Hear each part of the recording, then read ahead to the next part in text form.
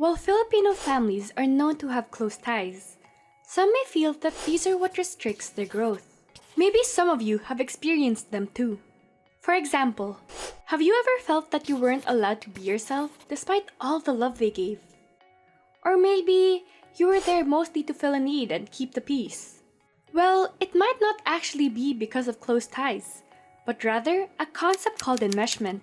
In 1974, family therapist Salvador Minuchin coined the term enmeshment. He used it to describe families with overly open boundaries, where members absorb each other's emotions or needs to the point of self-neglect. This means that a family member's beliefs and decisions become the unquestionable basis for who you are, what you do, and what you believe in. And this isn't only applicable to families, but also to friends and romantic relationships. This video series, though, solely focuses on enmeshed parent-child dynamics. Now, you should note that being close to your family isn't automatically unhealthy. The difference is that healthy families encourage their members to share their differing opinions, insights, and interests. This fosters acceptance and safety. While enmeshed families create closeness using conformity, members are pressured to do things to keep the peace, or even base major life decisions, like college or gender identity, on their family's expectations, rather than personal choice.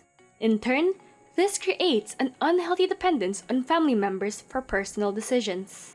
Besides closeness, let's look at another important idea on enmeshment: boundaries. But what exactly are boundaries? According to psychology researcher Chernata, boundaries are personal limits that people place to protect one's physical and emotional well-being and serve as guides on how they want to be treated by others. Boundaries can exist in many forms. There are mental boundaries, such as the beliefs you allow yourself to be influenced by. Emotional boundaries, like when you decide what things you're comfortable with sharing. Social boundaries, such as choosing who you spend time with or when you need some time alone.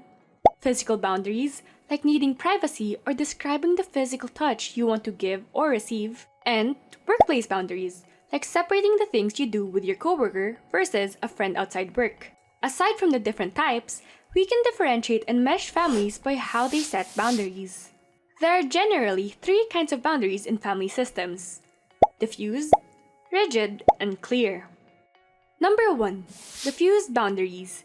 These are overly open, making family roles and emotions blurry. Here, guardians may rely on their children to fill a need. Some may treat their children as scapegoats, caregivers, breadwinners, or dependents that are incapable of living without them. Number 2. Rigid boundaries. These are strict and closed off, the opposite of diffuse boundaries. These boundaries overprotect one's autonomy at the expense of connection. Family members may avoid situations where they must be emotionally vulnerable, leading to no communication or change. Number 3. Clear boundaries. These are flexible and well-defined, letting families stay connected through support of each other's individuality and guidance. For families with clear boundaries, guardians can guide children by helping them see their options, and children can decide without being afraid of rejection or guilt. These boundaries will become more relevant later on, but for now, let's explore what causes enmeshment. Now, there isn't one simple answer. For Barber and Bueller, they suggest that one main cause of enmeshment is when guardians consciously or unconsciously sacrifice a child's individuality in order to create or preserve family closeness. Sometimes, parents experience events that have undeniably shaped their experience of the world, and therefore influences how they raise their children. These experiences can include unresolved trauma, conflicting cultural norms, intergenerational values, and marital or family conflicts. While it doesn't condone their behavior, it's important to note that enmeshment doesn't happen because guardians lack love. Rather, it may be displayed in counterproductive behavior rooted in a place of fear, stress, hurt, or generations of family patterns. And finally, let's clear up one important misconception. If you've taken a closer look at the concept of enmeshment, you may think that this Western concept undermines our collectivist culture. We even prioritize championing boundaries, individuality, and self-autonomy. So wouldn't it mean that learning about these rejects our culture that prioritizes forming good interpersonal relationships? Well, no. While enmeshment is a Western concept, it distinctly separates itself from healthy social closeness, called interdependence. Interdependence is when you are able to show up as yourself, be loved even beyond your family roles, and when you can give or receive without constantly needing to compromise every aspect of your needs, wants, or values. Conversely, enmeshment sacrifices these, all to fill emotional gaps in either the parent or the child. So, learning about how to combat it allows you not only to take care of your own needs, but also to form sustainable, deep connections.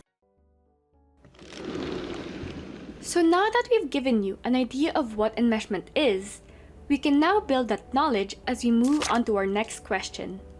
What contributes to family enmeshment in Filipino families? Sit back as we answer this question and other key factors in family enmeshment in our next video. If you have any questions, thoughts, or suggestions on the video, let us know down in the comments. We're also available on Facebook, Instagram, and our email at talihanan@gmail.com.